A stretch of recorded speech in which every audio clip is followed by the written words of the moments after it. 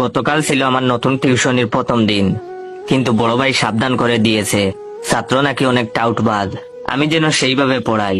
তো আমি প্রথম দিন টিউশনিতে গেলাম, গিয়ে ছাত্রকে জিজ্ঞাসা করলাম, তোমার নাম কি? তখন সে বলল, স্যার আমার নাম ফটিক, কিন্তু আমার স্কুলের বন্ধুরা আমাকে আদর করে ফটকাবাজ বলে ডাকে। ছাত্রের মুখ থেকে এই কথা শোনায় বুঝতে পারছিলাম ছাত্র আমার 1 নম্বরের টাউটার। আমিও কম যায় না। আমি আমার ছাত্রকে বললাম, শোনো ফটিক, আমি খুব রাগী একটা মানুষ, তোমার মতো অনেক ফটকাবাজ ছেলেদের আমি পিটিয়ে মানুষ করেছি, তাই আমার সাথে কোনো চালাকি করবে না, প্রতিদিনের পড়া প্রতিদিনই শেষ করতে হবে। তখন ছাত্র আমার মুখের দিকে তাকিয়ে বলল, আমি কি আপনাকে স্যার বলে ডাকবো নাকি দুলাভাই বলে ডাকবো? তখন আমি বললাম, দুলাভাই বলে ডাকবে মানে? ফাজলামি করো, স্যার বলে ডাকবে। তখন সে বললো, আসলে 2 দিন পর তো আপনি আমার দুলাভাই হবেন, তাই আগে থেকে ডাকার অভ্যাস করে নিচ্ছি। তখন আমি বললাম, দুলাভাই হবো মানে? তখন সে বললো, স্যার আমার 3 বোন, 2 বোনের বিয়ে হয়ে গেছে, কিভাবে হয়েছে জানেন? তখন আমি বললাম, কিভাবে? তখন সে বলল, স্যার আমাদের পরিবারের আর্থিক অবস্থা তেমন ভালো না, তাছাড়া বর্তমানে মেয়ে বিয়ে দেওয়া অনেক টাকার ব্যাপার। আমার আব্বু আম্মু খুব চালাক, তারা চালাকি করে ভার্সিটি পড়ুয়া ভালো একটা ছেলেকে আমাকে পড়ানোর জন্য নির্বাচিত করে। তারপর ওই স্যার যখন আমায় পড়াতে আসে, তখন তাকে আমার আব্বু আম্মু খুব আদর যত্ন করে। পড়ানোর সময় আমার আপু খুব সুন্দর করে সেজে স্যারের সামনে গুড়গুড় করে। তো একদিন আমাকে শিখিয়ে দেওয়া হয় আমি যেন পড়ার সময় মিথ্যা কথা বলে ওয়াশরুমে চলে যাই, আর আমিও তাই করি। তখন আপু স্যারের রুমে এসে দরজা বন্ধ করে দেয়, আর একটু পরেই আম্মু আব্বু দরজা ধাক্কাধাক্কি করতে থাকে। তখন আপুটা কান্না ভেজা চোখে দরজা খুলে। তারপর আব্বু আম্মু জোর করে ওই স্যারের সাথে আপুকে বিয়ে করিয়ে দেয়। তখন স্যারের কিছুই করার থাকে না, কারণ আব্বু আম্মু স্যারকে খুব ভয় দেখায় আর বলে বিয়ে না করলে এলাকার লোকদের জানাবে। তখন স্যার নিরুপায় হয়ে কাঁদতে কাঁদতে আপুকে বিয়ে করে। এতে টাকাও খরচ হলো না, আর ভালো ছেলের সাথেও বিয়ে দেওয়া হলো। 2 জনের বিয়ে এভাবেই হয়েছে, আর 3 নম্বর বোনের বিয়ের জন্য আব্বু আম্মু আপনাকে নির্বাচিত করেছে। ছাত্রের মুখ থেকে এইসব কথা শোনার পর আমার অবস্থা খুব খারাপ হয়ে যায়। আমি উঠে দাঁড়ানোর শক্তি পর্যন্ত হারিয়ে ফেলি, হাত পা আমার থরথর করে কাঁপতে থাকে। তখন ছাত্র আমার কানের কাছে ফিসফিস করে বলল, স্যার একটু পর আপু আসবে, চা দেবার নাম করে আপনাকে দেখতে।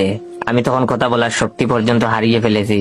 ঠিক তখনই দেখলাম কালো একটা মেয়ে মুখে সাদা পাউডার মেখেছে, ঠোঁটে লাল লিপস্টিক, লাল টিপ, একদম অদ্ভুত খারাপ দেখতে, হাতে চায়ের কাপ নিয়ে আমার কাছে আসছে।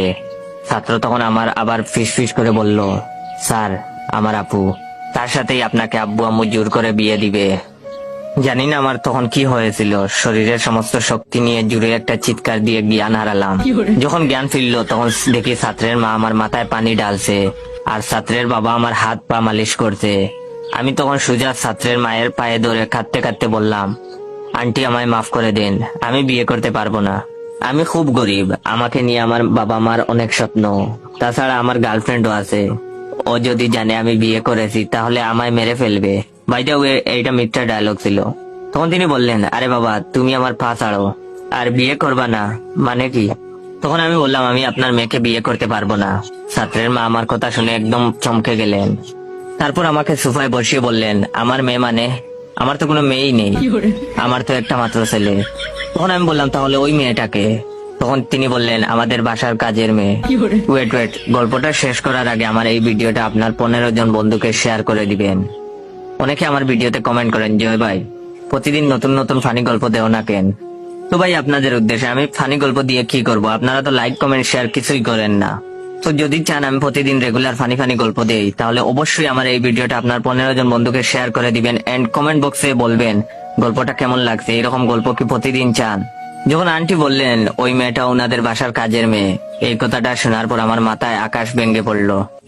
শেষে কিনে এই পিচ্চি ছেলে আমায় কাঁদিয়ে ছাড়লো। আমি তখন ছাত্রের মাকে বললাম, আন্টি ফটিক কোথায়? তখন আন্টি বললেন, ফটিক কে? আমি বললাম, আপনার ছেলে। তখন তিনি বললেন, আমার ছেলের নাম তো পিয়াস, আর তুমি অজ্ঞান হবার পর পিয়াস যেন কোথায় গেল।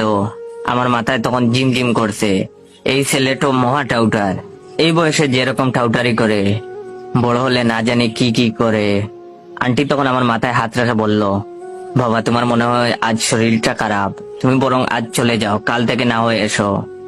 আমি রাস্তা দিয়ে হাঁটছি আর ভাবছি, সারা জীবন আমি মানুষদের সাথে ফটকাবাজি করেছি, আর আজ কিনা আমার হাঁটুর বয়সী ছেলে আমায় কাঁদিয়ে ছাড়লো। বেঁচে থাকতে এই মুখটাও ওই ছেলেকে আর দেখাবো না।